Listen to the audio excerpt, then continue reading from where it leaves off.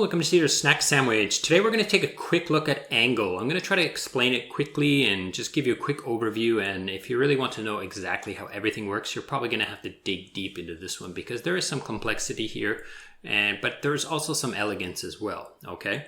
So what does this protocol do? This protocol is a place where you can mint and burn some stablecoins. Now, the stablecoin that they're minting now is a euro, so AG euro, and it's backed by US dollar stablecoins currently. But they're in the docs, they do talk about using some ETH and so forth.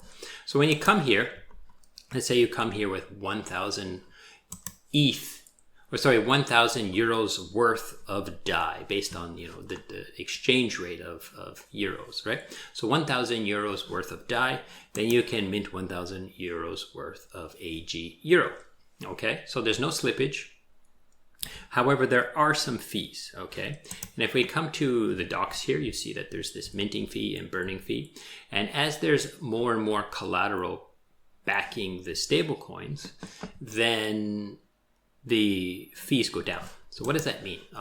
If I come here and use this mechanism to mint a stablecoin, then it's backed like 1-to-1. However, there are these other opportunities up here where you can further back the stablecoins, and that's where that extra collateral comes from. So as people interact with perpetuals and yield, then they are lowering this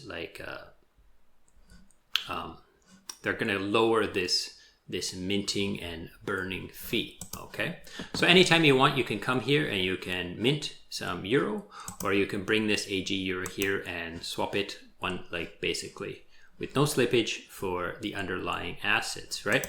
Keeping in mind the fees. So if you want to know the exact fees, you can go to the dashboard here, click on the dashboard, and then go to stablecoins, the stablecoin euro, and go to fees, and then you'll see that the minting and burning fees are here, and they are different for every collateral that are currently being used, okay?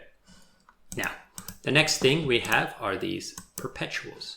Now, the perpetuals is the way for the system to over-collateralize the stablecoins. So some people will come here, and let's say they will come here with some DAI, and they want to over-collateralize the euro, right? So maybe they'll bring 1,000, and then they can leverage up this $1,000. And basically, right now it's not a very good example because stablecoins are pretty stable, right? But let's say this was ETH instead.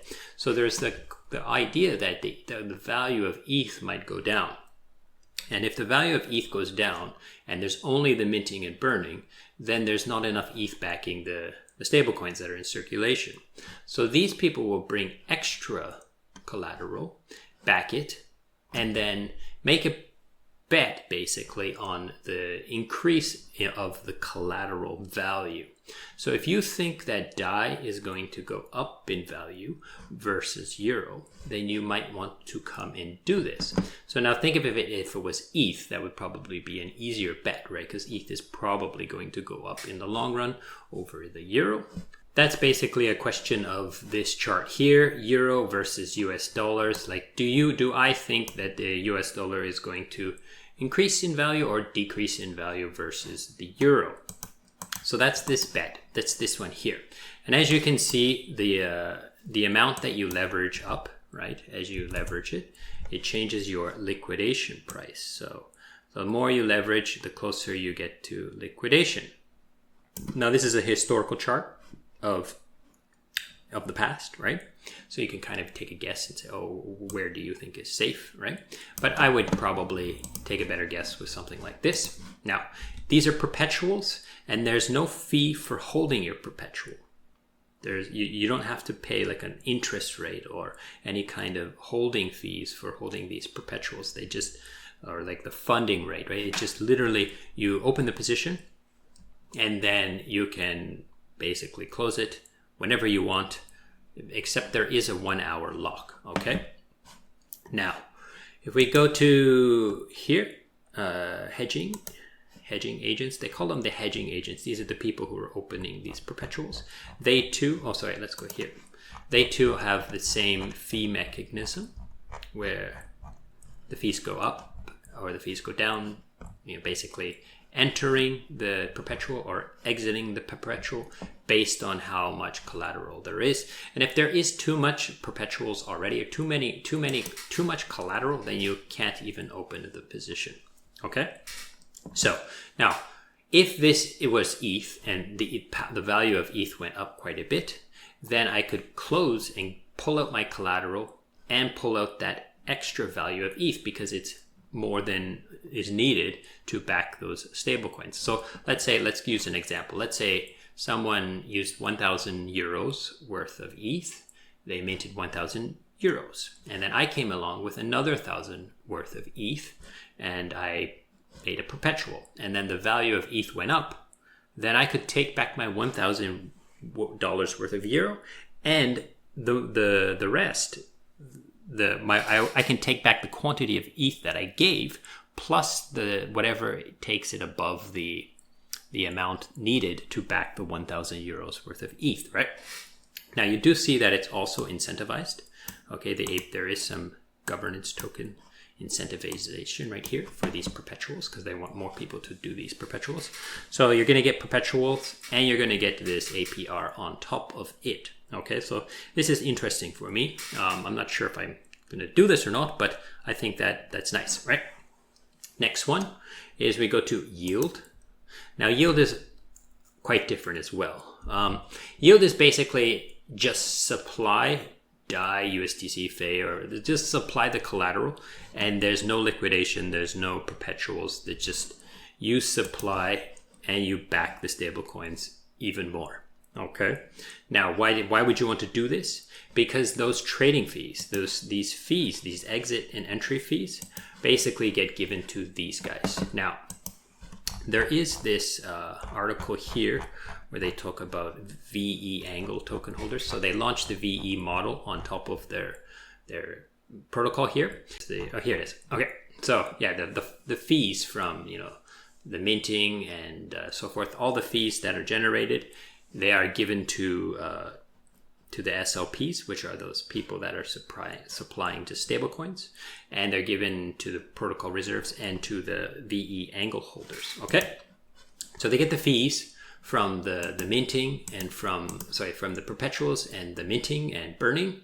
They get those fees. They're also getting, of course, you see some governance incentives as well. So some governance token incentives as well, and they also get the yield from the stable coins. So there's a lot of stable coins being put in here to back these euros, right? So they're going to take those stable coins and send them out into DeFi, like put them in Compound, put them in Aave. And they're talking about making some strategies where, they just look at Aave and Compound and say, which one's better right now? Or they, optimize giving it to Compound and Aave and so forth. So they put those stablecoins out in DeFi and get some yield. And that yield is given to these liquidity miner people as well. So that's pretty cool. Now there are a bunch of staking opportunities too. Now there's all kinds of you can stake your tokens to get governance tokens. Basically, it's a way to get the angle token. So all kinds of opportunities of different pools you can go through and find out if you like it. So here's a good one that I'm interested in, and that is the Euro versus the Iron Bank Euro. So you can supply to Curve, and you can bring your Curve LP here and get rewarded in angle tokens. Now you could also stake this like it's staked on Curve, right? You can stake it in Convex and get some rewards, and you could also stake it here in Fixed Forex. They are also giving some KP Keeper token rewards if you stake them here. So it's pretty interesting, I think. Okay, so that's pretty much it for now. There's a lot more than what I talked about, but I don't want to get into every little aspect of things. There's just the few things that you need to understand. There is the possibility that these yield tokens might have a loss because maybe the key feature, the number one priority, is that the euro is backed by the stablecoins, or backed by the collateral. So if at any point there's not enough collateral to pay these people back, then they lose. But the perpetuals are the most risky. The yield is like kind of mid-risk, and then there's no risk here. It's just, you basically put in value, you get out value, but you pay a small fee for that value exchange. Okay, so that's pretty much it. Thanks you so much for watching, and goodbye.